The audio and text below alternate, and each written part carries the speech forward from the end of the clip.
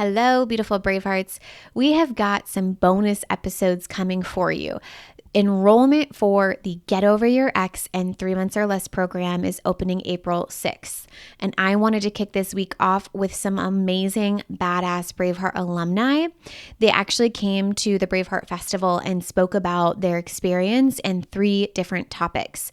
So I thought what it would be fun is if I shared that content, because the Braveheart Festival is inside of the Get Over Your Ex program. So if you want to watch those in full, you can get them inside of the program. But I wanted you to hear their experiences because they were so good. And they gave 3 different kind of miniature lessons around 3 different topics. We've got Rihanna talking about the relationship with yourself and how you can rebuild that after a breakup. We've got Sarah who's talking about the home buying process and how it felt impossible to her, and she eventually ended up being able to buy her dream home in less than 3 months, which is just so cool. And I want to say that, the housing market is different depending on where you live. And we just want to acknowledge that this isn't necessarily like legal advice in any way, shape, or form. It was just her experience. So just adding that disclaimer here. And then lastly, we also have Lisa, who is going to be talking about dating after 50 and getting really excited about your future without your ex in it. So 3 amazing, beautiful topics, 3 different lessons, all to help us kick off enrollment opening for the Get Over Your Ex in 3 Months or Less program. I am so excited to meet this next cohort, of Bravehearts who are joining us in the program. This is the place to not only get over your ex, but to also guarantee yourself a life that is bigger and better than the one that you had with your ex. I cannot wait to meet you guys. I am sending you all the love, and I will talk to you next time.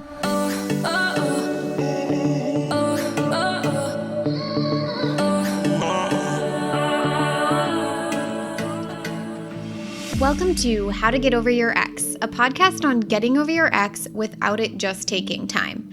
I'm your host, Breakup Coach Dorothy. Let's turn your pain into power and your heartbreak into happy. Thank you, Dorothy. I'm so excited to be here. I've been looking forward to this all week. It's been about a year. I think a year ago, around this same time of the year, is when I signed up for the program. And it was after I binged all the podcasts and just knew I needed more, and I wanted to take that deeper dive. So I signed up, and I'm just so grateful. I'm so grateful to have had the experience. And I never thought I'd be where I am today this time last year. So I'll tell you all a little bit about my story. And then, but what I was so excited and reached out to Dorothy about is that I am dating again. And I never thought I would be in this place. And I'm using all the tools, but there are a few that I use on a regular basis that's been helping me so much in this new world of dating. But first, a little bit about me and my story. I am 52 years young. I live on Amelia Island in Florida. I have 2 beautiful, amazing daughters. They are 18 and 21 years old now. And I have a great corporate job. I'm a leadership trainer and coach. So I actually coach other people. And it's like coaches will tell you the best thing you can do to achieve a greater potential is get your own damn coach. And so I went through this program because I found out I was married 24 years. And we had many great years of marriage. And something happened a few years ago with my ex-husband. He went through some sort of mental crisis. If anybody can relate, put it, amen in the chat. If you were with someone who was great for a long time, and then all of a sudden they've become this different person. Who knows why? I still don't know why. And I'm okay with not knowing why, but I was pretty miserable with my marriage, but I never would have left him if it weren't for, I found out he was having an affair. And I found out he was having an affair while my mother was in hospice dying of cancer. And it took that circumstance to give me the courage to tell him to get out and that I wanted a divorce. I wouldn't have left him. I would have stayed in an unhappy marriage, for multiple reasons we won't go into. But so I at that time, I was so miserable and I was so angry. And even though I started making very quick decisions, I filed for a divorce. We sold our house. I still was struggling with anger and struggling with moving on. And so the program, my number one goal when I went in the program, I told Dorothy this, I want to stop having conversations in my head where I'm screaming at him and I'm screaming at his girlfriend. I would ruminate and have these constant conversations over telling him and her how horrible they are and what horrible people they were. Just this constant anger. It was so consuming and it was so unhealthy. And my biggest motivation was I really wanted to be a good role model for my girls. So they were watching their mom, and if they ever go through a breakup, I wanted to be a good role model for them. I wanted to show up as my best possible self and do the work. I always had hope. I always had hope that I would have a bigger, better, more epic life. I just needed the tools to figure out how to get there. And so very soon after I enrolled in the program and started doing the work, I really believed that my divorce happened for me. I was still angry and I was still having conversations and I still, was not over my ex, but I also had hope. And I believed my divorce happened for me. And I got to the point where I was grateful for this other woman taking my ex off my hands. And I was able to get to a place where I looked at that as a gift to me. And so, once I got there, I was able to go through the program and I graduated and now I've started dating again. I waited a year because my whole focus was to work on myself.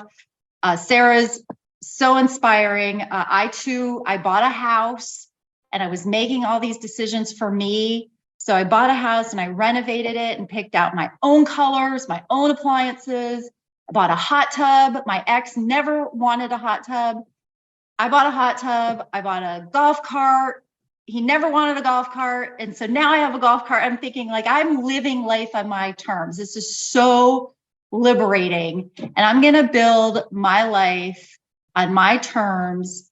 And then I got to the point where, you know what? It would be nice to share this with someone else. I did get to the point where I'm okay if I never get remarried and I'm okay if I never even have another relationship, but it would be nice. And so I'll share the 3 tools that I use to get to this point. And as I'm sitting here, y'all, my Bumble is like going off. Like, so I'm curious, just for my own research, do any of you have experience with dating apps? If you do, put in the chat, what's your favorite dating app? I'm very curious what your favorite dating app is. Because, in today's day and age, it's hard to date. It's possible, but I do find that the apps can be helpful. So, all right. So, and at any time, if you have questions for me or about my journey or my experiences or the tools that I'm using, pop them in the chat. I'm happy to answer any questions. So the first tool is the model. I use the model all the time now, for everything, not just dating, but in life in general. And I've taught the model to other people for all sorts of different things. But I use the model all the time. And the model helped me figure out how to change my thoughts around dating and dating apps, as well, as my feelings and my actions and the results that I'm getting. Because when I, first was going through the process of getting over my ex, I'm like, God, I would never get on an online dating app. That's just so cringy. And like, I just had such negative thoughts. So I use the model to do a lot of thought work. First of all, to get me to the point where I was excited to build a profile and join some dating apps. And it became a completely different experience through a lot of thought work. And now that I'm actually dating, I use the model all the time. I get ghosted, or, somebody doesn't like me back that I liked first, all sorts of things. I'm able to use the thought model in a way that serves me. So I'm getting some really great positive outcomes from it. And so, I'm okay with ending relationships if they're not serving me. That's the other thing, is not hanging on or thinking, well, it might get better, it might get better. As soon as I recognize that this potential relationship isn't aligned, and that kind of gets me to my second tool that was so helpful. But I'm able to use thought work, and I'm able to move on pretty quickly and not stay attached. That's the other thing we learn about is you can have an epic life and be madly in love, but still not be so attached and dependent on another human being for happiness. The second tool I use all the time is I created a want list. And this was so huge. And Dorothy talks about these tools in the podcast, but what really worked was being in the program and going really deep, and then getting coaching and talking and hearing about other people's experiences. But that want list was so huge for me for a couple reasons. First, I dug deep to write down everything I wanted, all silly little things like, I wanted to date a guy who owns a boat. And so there was this huge want list, but then there's some non-negotiable things. And so my non-negotiables, I really wanted to date someone who's generous. My ex would never, we'd go out with friends and he'd never offer to pick up the bill. And it drove me crazy. And I'm very generous, and I wanted to be with someone. So that was non-negotiable. They have to be generous. They have to be smart. They have to have a sense of humor, financially stable, and they have to have faith. I'm a Christian woman, and I don't want to date someone who's like a Satan worshiper. That is just a non-negotiable. And so that helped me. Having my want list and having my non-negotiable list helped me very quickly be able to see who might be a good fit for me and who might not be a good fit. And so I would go back to that all the time and align to my list. And then the last thing, and we just talked about it, was thought shifting. I had to do a lot of thought shifting about myself, that all the great men are taken. No, not all the great men are taken. There are a lot of really good men out there. I'm out there and I'm awesome. So, there are millions of single people out there who have similar values and want the same things. So I would ask myself questions frequently to help me shift my thoughts. So one question I love that came up in one of our group coaching was, what's the best possible explanation for this circumstance? And it would, because we all have this negativity bias, we start thinking the worst and ruminating on the worst. And so asking that question, what's the best possible explanation? And then I would ask myself, if you knew you couldn't fail, what would you do? And that would be something I would ask myself to help me change my thoughts about it. And just, not be I was so cynical about dating that, my ex-husband cheated on me and had an affair when my mom was dying. And that was I had to get around this fact that many people wouldn't do that. He chose to do that, but that's not everybody. And there are men out there who would never think to do something like that, even if they were having trouble in the marriage. And so then that goes back to the want list is dating someone with those types of values, that's a non-negotiable. So So those tools, I'll sum it up. The model, the want list, and then the thought shifting have helped me tremendously get back in dating. And then just constantly reminding myself, this is fun. Have fun, meet new people. And, if anything, you're making new friends, you're making new connections. And then a big philosophy that I had, and we talked about it in the podcast I did with Dorothy, was celebrate little things. Like I poured myself a mimosa to come here to celebrate with all of you, because this is a celebration that you're even here. And so whenever we take little steps forward or big steps forward, buy a house, big celebration, put together your dating profile because you're ready. Little celebration, but just constantly celebrate those small wins. In my girls, so back to my biggest motivation for going through the program and doing the work and even dating again is to be a role model for my daughters. And they are just, you should hear how they talk to me, y'all. First of all, my daughters and their friends, all of their girlfriends call me an icon. They constantly talk about how, Brooke's mom, Katie's mom, she's glowed up times 100. She's living her best life. She's such an icon. And it's so great because it just makes me feel so good that I've accomplished that goal too, being a good role model for them, to show them life isn't always easy and you can't always predict the future, but you manage what you can control. You get help when you need help.